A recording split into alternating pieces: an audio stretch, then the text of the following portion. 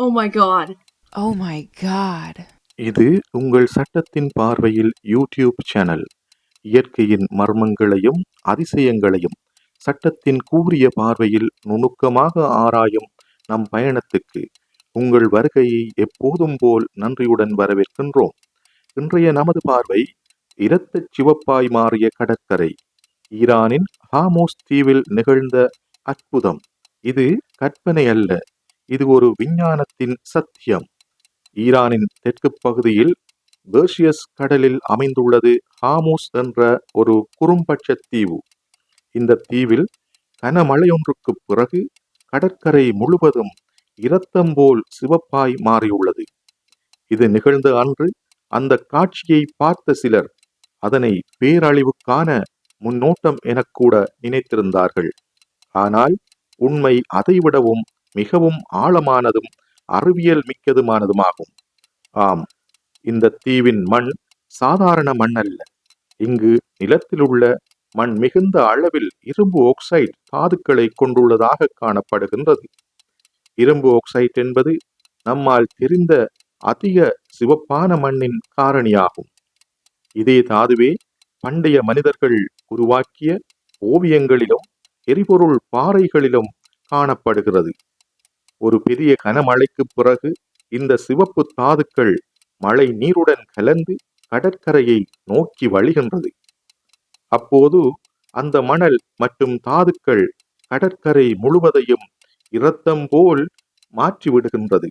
இதன் மேல் அந்த மழை நீர் கடலை அடையும் போது அந்த சிவப்பு நிறமும் கடலும் கலக்கிறது.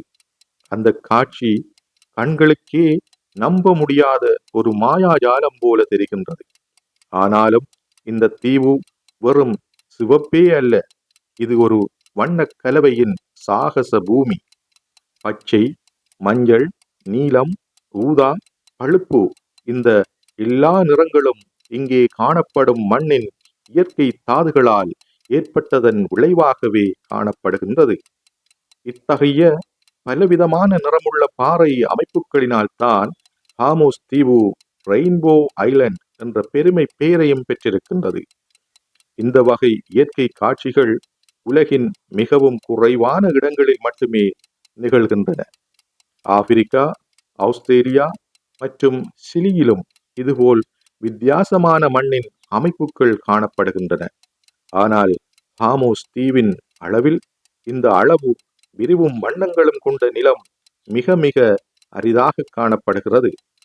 அதனால்தான் ஹாமோஸ் தீவு ஒரு புவியியல் பொக்கிஷம் என அழைக்கப்படுகின்றது. இந்த இயற்கை மாற்றங்கள், மழை, சூரிய வெப்பம், நிலத்தடி அமைப்புகள், புவியின் இயக்கங்கள் இவை எல்லாம் இணைந்துதான் இப்படியான விந்தையை உருவாக்குகின்றன. இவை பூமியின் அடியில் பதுங்கி இருக்கும் அறிவியலில் நம்மை வியக்க வைக்கும் ஒரு அழகான காட்சியின் சாகசியங்களாகவும் சாட்சியங்களாகவும் மாறியிருக்கின்றன. இது ஒரு அழிவின் அறிகுறி அல்ல, மாறாக இது இயற்கையின் அலங்காரமாய், அறிவியலின் பிரகாசமாய் திகழும் ஒரு கலைநய காட்சி. இந்த வீடியோ உங்களுக்கு புதுமையாக இருக்கின்றதா? இப்படியான இயற்கை அதிசயங்களை நம்முடன் சேர்ந்து காண விரும்புகின்றீர்களா? அப்படியானால் எம்மோடு தொடர்ந்திருங்கள், லைக் இடுங்கள், கமெண்ட் செய்யுங்கள் மற்றும் நண்பர்களோடு பகிருங்கள்.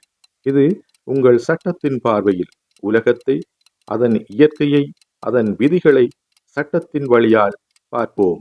நன்றி.